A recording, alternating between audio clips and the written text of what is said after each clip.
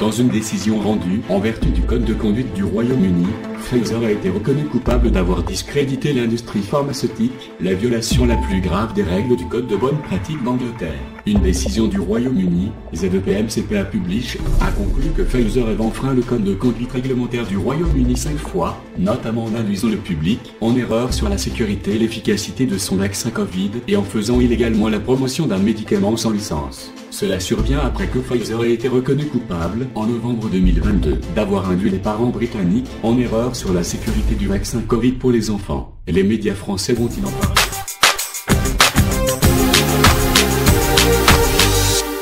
La magistrate, Hélène Girard, proche d'Éric Dupond-Moretti, soupçonnée de s'être compromise avec la mafia corse et d'avoir détourné plus de 100 000 € d'argent public, a été placée en détention provisoire, dans la nuit de vendredi à samedi, après sa mise en examen pour une dizaine de délits, du jamais vu. Elle est aveugle pour faire de la musique, ça doit être très dur pour toi. Cela aurait pu être pire. J'aurais pu être mort. J'ai beau rassembler mes souvenirs, je n'ai pas connaissance d'une époque plus prospère pour notre République que celle qui nous est offerte par notre président. Comme chaque année, notre président s'adonne à la chasse aux œufs de Pâques avec ses enfants. Laïcs et républicains, célébrons tous les week-ends de notre renaissance. Notre président veille sur votre santé et votre épanouissement sexuel.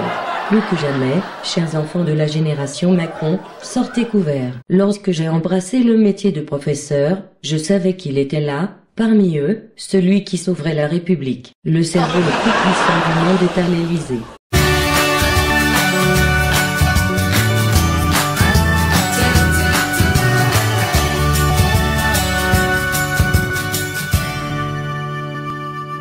Un professeur de 44 ans soupçonné d'avoir entretenu une relation avec une élève de 14 ans, placé sous contrôle judiciaire.